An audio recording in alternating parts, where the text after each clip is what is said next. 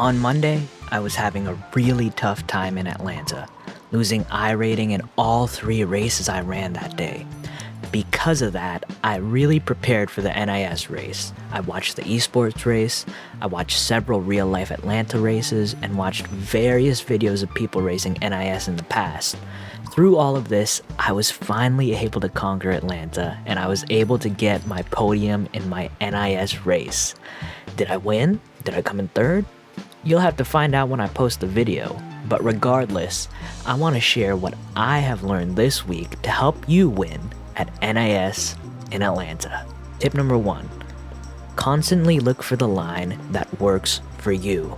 This footage here features my chase to the leader in the second half of the race. With no one near me, I had all the room I wanted to find the fastest line, and so I searched. iRacing has done a great job making every line viable. And during this run of laps, I learned that at least for me and my driving style, the fastest line for me was always changing. I started gaining to the guy in front of me when I ran the high line midway through the run. But then, he started pulling away again, so I ran the low line at the end of the run and began to catch again. You really have to search for the line that works best for you.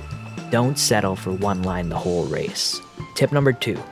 Pit and use all your tire sets, tires over track position. The amount of cautions in your race will likely be a little below the average for an NIS race. Because of this, any caution that happens, make sure to pit for tires. Even if a caution comes out 5 laps into the race, consider pitting. You will gain lap time on tires that are even just 5 laps fresher. There were people in my race who didn't pit because we had only run around 8 laps, and it really hurt them, and eventually they got left behind in pass, and they left the tire set on the table. They threw away their chance to win the race. Of course, you don't want to be caught without a tire set left when everyone else does, so feel out your race and see how people are driving and try to estimate the caution count.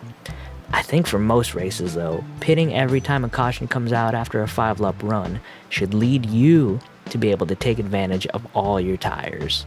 Tip number 3, don't lose grip. Get off the throttle if you have to.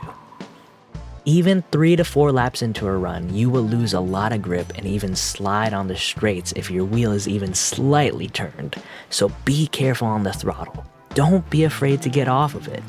You don't want to wreck out of the race trying to make a pass. There were 3 race-changing cautions during the second half of my race, and all 3 of them were the leaders spinning out because they lost control. I was able to make a huge pass at the final lap of the race because the guy in front of me lost control too. Don't be like those guys and throw away your chance to win. Get off the throttle. Oh, and I know this from experience because I slipped up once too. Tip number 4. Consider short pitting. If you've reached your fuel window and the field is spread out with no caution in sight, consider short pitting. That's what the leaders did in my race while I decided to stay out on the fuel run. And I was put a lap down. A caution is what it took to save me.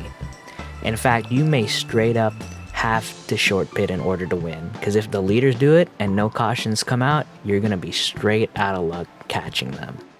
And so, those are my 4 tips. But I don't want to end the discussion there. If you have any advice, be sure to leave it in the comments below. Thanks for watching. Have a great race.